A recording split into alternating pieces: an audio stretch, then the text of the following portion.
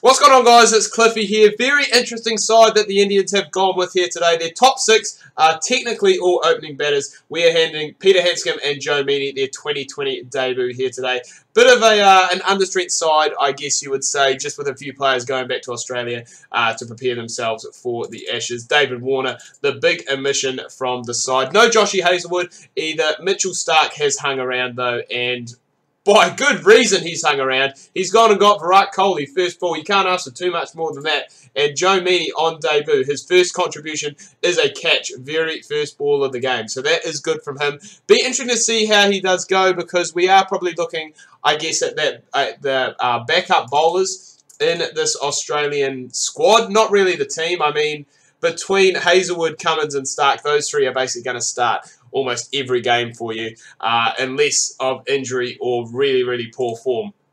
So it's really finding, I guess, that fourth, fifth, and maybe sixth quick bowler that we are able to use, you know, throughout maybe lesser tours, or where we want to rest players for bigger tours that are going and coming up. So it'll be interesting to see how Joe does go. We've got James Faulkner in the side as well. He got the all-rounder position ahead of Mitchell Marsh, who, yeah, we won't get into that. We won't talk about Mitch Marsh. But we're going to bring Joe Meany in here now. He's going to have his first bowl in international cricket, and he's gone for 5 off his first 2 balls. So it's kind of the thing that I don't want to go and don't want to drop him after just one game. I think that's a bit hard.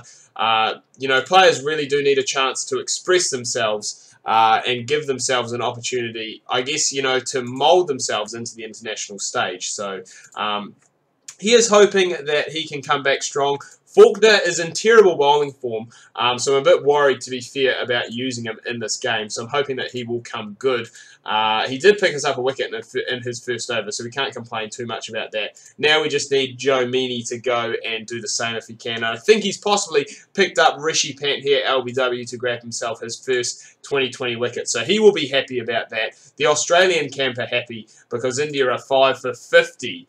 Which is something that you don't hear very often. They did have a very big batting collapse, it must be said, recently against, I'm trying to think, Sri Lanka in a one-day series. It was only MS Dhoni that really posted anything of any contribution. And saying that, Rohit Sharma did come back the next game, and I think he scored his 3rd triple hundred, which is absolutely crazy in one-day cricket. To score that many. I mean, to get 1, you know, you're probably expecting that, but to get 3, I think he has 3. The rest of the world has 4. So it just shows what a force he is in one-day cricket. And thankfully, he wasn't able to unleash here today in this 2020. So we brought Zampa on, brought the spinner on, because reading the conditions, it was saying that it was going to be a very spin-friendly pitch. That hasn't happened so far. It's been all pace that has got our wickets. Faulkner is coming in for his last over here now, and he could have possibly had a 3rd wicket as well. But who has 2 slips in a 2020 international? I mean, who has a slip, to be fair, inside, you know, I think we're in about the 12th or the 13th over at the moment. So to have a slip in at that stage is absolutely crazy. But Zamps is doing a job. Fawkes did his job, 2 for 17 off his overs, and now we do have the quicks that will be coming back and hopefully trying to grab themselves some wickets. Remember, Joe Meany did pick up 1. He's got another. He's got 2 on debut. It was Shikhar Dhawan who was hanging around, to be fair. 22 off 17, the top score for the Indians in this game, and that is definitely saying something. That something just was not right today. It did not click for them. We, however, will take it.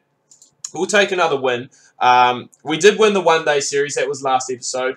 It's looking as though we are going to win the 2020 unless we come out and, I guess, bat exactly the same, like an absolute nightmare. But it's looking as though we're not going to be chasing a whole lot. And we do have Mitchell Starc. I can't think of anything worse as a tail ender. You know, obviously your top order batsmen have failed, and then you're left at the end to come up against Paddy Cummins and Mitchell Starc, both guys who bowl 150 odd Ks or around 150 Ks. And they're coming in and they're looking for wickets. They're looking to try and take you down. I just can't imagine anything worse, to be fair, facing one of those 150k Thunderbolts. There's another one. So Ashwin is gone. I think Starc possibly gets his 3rd of the game. Cummins is on 2. He'll be looking for another one here. And Tim Payne, that's a hard catch. It's a hard chance. He has put it down. He is back in this 2020 side. I think he probably will be the 2020 keeper when the 2020 series comes around for Australia. So it will be quite interesting to see what does happen, and I've just had an absolute nightmare. For some reason I thought I was bowling and I turned the aggression all the way down, but we don't want to go and do that. We want to finish this game off early. We want Khawaja and Finch to score us some big runs. Ideally, if we could win by 10 wickets, that would be the perfect way to end this Indian tour. We know the form, I was going to say, that Khawaja's been in. Finch has been there and thereabouts, but not anywhere near the level of Khawaja. Khawaja has been absolutely outstanding on this, I guess, second half of the tour with the one-dayers and the 2020s. He was just smashing it around all over the place. Started off the series at number 3, was moved to opener when David Warner, I guess, was dropped, sent home, whatever you want to call it, to prepare himself for the Ashes, which are just around the corner. Steve Smith has stayed. Surprisingly, his 2020 record isn't actually that good. Only an average of 22 and a strike rate of 117. When you look at Kohli, I think Kohli averages something crazy like 50 in 2020 internationals, and I imagine that his strike rate will be fairly healthy as well. So, probably, to be fair, shouldn't have really spoken so soon about this being a pretty comfortable win, because the run rate is back up now to around 7. Pete Hanscom on 2020 debut here, remember. And we still do need 46 runs, which doesn't sound like a lot. But with 6.5 runs per over required, all it does take is a good over here from the Indians, grab a couple of new batsmen in at the crease, and we're in a little bit of trouble. So I'm hoping that it doesn't come to that, and that Hanscom and Smith can guide this side home. It'd be pretty embarrassing, to be fair, if we couldn't chase down just over 100 in a 2020 international after the work we did with the ball to get the job done. And I think India have actually gone into this game. I want to have a look. I'm pretty sure India have gone into this game. What does this guy bowl? Okay, so that guy, he bowls quick. Okay, I was going to say, I thought they possibly went into the game with 4 spinners. They've gone in with 3 spinners and 2 quicks, which is normally the formula that India like to use when they play at home. Sometimes even when they're playing away as well, just because their spinners are so good in the form of Ashwin and Jadeja. So we'll be hoping, and this is a good over in the context of the game. It's gone for 10, and that is exactly what we needed. We need 27 off of the last 4. So we're still not out of the woods yet, it must be said. And Hanscom does have a chance to hit the match-winning runs here. We get 8 off that over.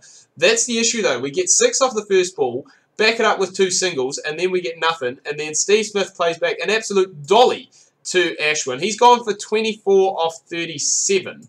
A strike rate of very, very low. The only person's strike rate at the moment that is above 100 is Pete Hanscom. Chris Lynn has been in good form in the one-dayers. It has seen him retain his spot in the 2020 side. So we'll be hoping that he can just get us over the line here, to be fair, because, as I said, if we can't chase down just over 100 in 2020 International, that is going to be very embarrassing, especially considering that the pitch isn't that bad. The pitch is pretty good to bet on.